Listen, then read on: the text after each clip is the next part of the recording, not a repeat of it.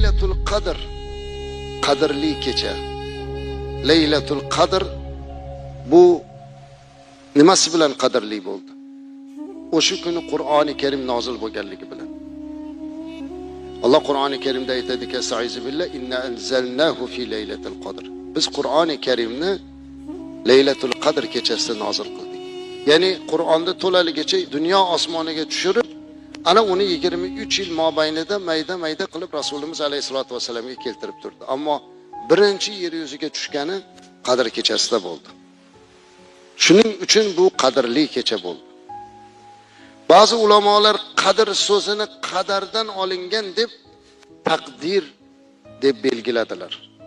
Ya'ni insonlarni bir yillik taqdirini belgilanadigan kun dedilar.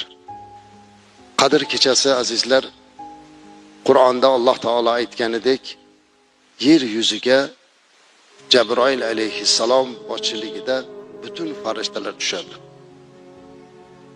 Agar biz bugun hozir Qadr kechasini topib turgan bo'lsak, inshaalloh Qur'onda aytganidek, estaizu billah, tanazzalul malaikatu var ruh.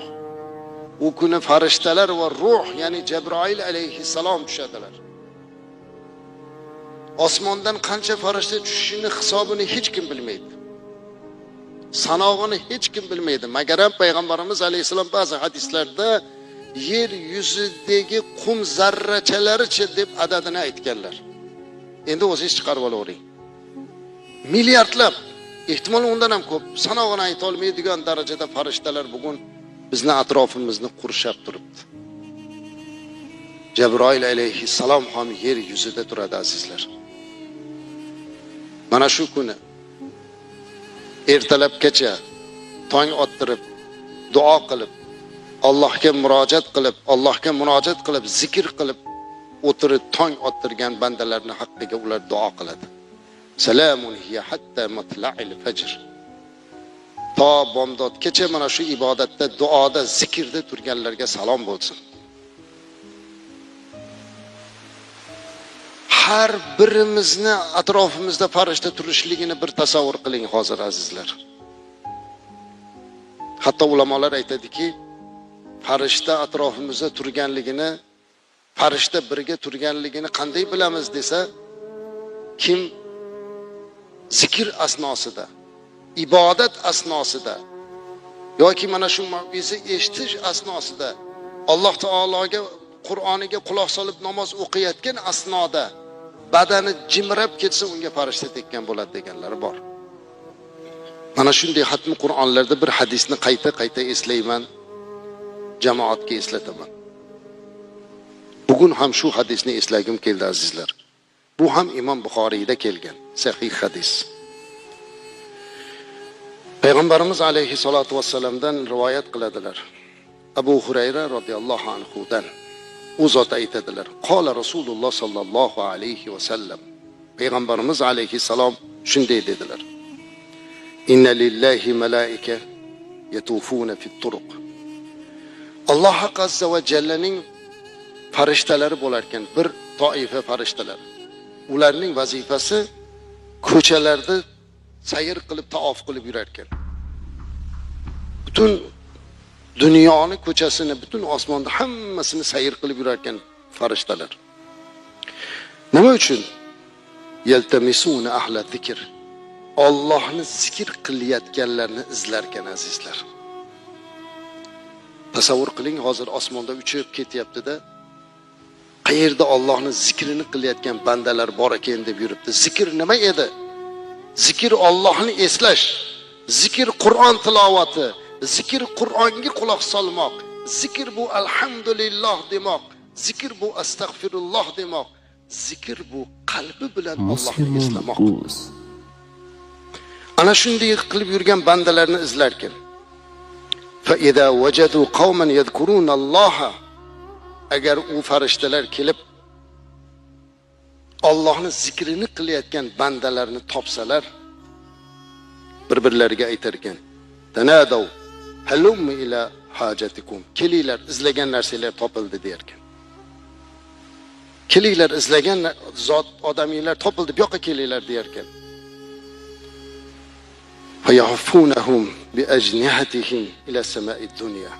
Haligi farishtalar kelib, o'sha odamlarni atrofini o'rab, dunyo osmoni bilan yuqorini qanotlari bilan to'sib qoladigan darajada o'rab turar ekan. Allohni zikr qilyapsizmi azizlarim? Allohni eslayapsizmi hozir? Muborak bo'lsin. Hozir bizni farishtalar o'rab turibdi. Keling, qalbingizni Allohdan boshqa narsaga burmay turing. Qo'ying mana shu dunyoni unutaylik azizlar, bir ozgina bo'lsa-da. Mana shu dunyo tashvishlarini bugun qo'yib turaylik bir chekkaga. Keling, mana shuni hammasini unutaylik, keling Allohni eslaylik-da, hozir atrofimizda mana shu farishtalar bizni ko'rib, "Men topdim bularni, keling" deb chaqirib bizni tepamizda tursinlar. Alloh mana shu farishtalarni qanotlari ostida bizni jamlagan bo'lsin azizlarim. Butun tashvishlarimizni unutaylik. Oxirat tashvishidan boshqa tashvish qalbimizda qolmasin. Buning uchun hammangizdan iltimos qilamanki, bir ozgina ko'zingizni yuming-da la ilaha illalloh Muhammadur Rasululloh deng. Allohdan boshqa iloh yo'qdir. Muhammad Alloh taoloning payg'ambari va rasuli, bizning suyukli zotimizdir. Allohim, biz seni zikr qilmoqdamiz. Bu bandalaring to'planib faqat seni eslayaptilar. Inshaalloh bizning tepamizda u farishtalar to'planib turibdilar. Ular bizning tepamizda turgan bir paytda Rasululloh sallallohu alayhi vasallam aytibdilarki, "Yes'aluhum robbuhum va huwa a'lamu minhum." Alloh o'zi bilib turgan bo'lsa-da, farishtalardan so'rar ekan.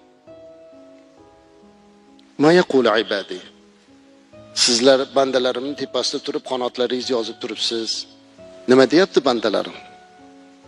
Nima deyapti bandalarim? Qalu yaquluna, farishtalar aytar ekanki, yusabbihunaka va yukabbirunaka va yahmadunaka va yumajjidunaka. Ya Rabbi, ular bandalaring senga tasbih aytyaptilar. Bandalaring senga takbir aytyaptilar. Bandalaring seni maqtayaptilar, madh qilyaptilar. Bandalaring seni ulug'layaptilar deb aytar ekan. Shunday qilyapmizmi azizlar? Subhanalloh, alhamdulillah, Allohu akbar, Allohu akbar va lillahil hamd. Shuni aytaylik. Biz o'sha farishtalar shu gapimizni Allohga yetkazishini xohlaylik qalbimizdan. Bu sahih hadis azizlar. Farishtalar Allohga shunday deb aytar ekan, bandalaring senga tasbih aytyaptilar, maqtayaptilar, seni ulug'layaptilar Robbim deb aytar ekan, takbir aytyaptilar. Alloh aytar ekan, hal ra'uni. Ular meni ko'rdimi deyapti. Ular meni ko'ribdilarmi? Savolni qarang. Farishtalardan Alloh so'rayapti. Ular meni ko'ribdilarmi? Farishtalar aytar ekanki, la vallohi, ya Allohga qasamki, yo'q Alloh. Ey Robbimiz, ular seni ko'rmaganlar. Marauka. Alloh aytar ekan, kayfa law ra'awni, agar ular meni ko'rganda nima bo'lar edi? Qanday bo'lar edi? Hozir Allohni ko'rmasdan biz Allohga qulchilik qilyapmiz. Payg'ambarimiz alayhisalomni ko'rmasdan sevyapmiz azizlar. Alloh azza va jalla mana shu farishtalardan so'rayapti. Muhtaram azizlar, tasavvur qilishingizni xohlardim. Shu ish hozir bo'lyapti bizning tepamizda. Agar biz zikrda turgan bo'lsak, bu tortishadigan narsa emas, chunki sahih hadis. Modomiki qalbimiz hammamizniki Allohning zikrida turibdimi, mana shu suhbat bizning tepamizda bugun hozirgi daqiqada bo'lyapti.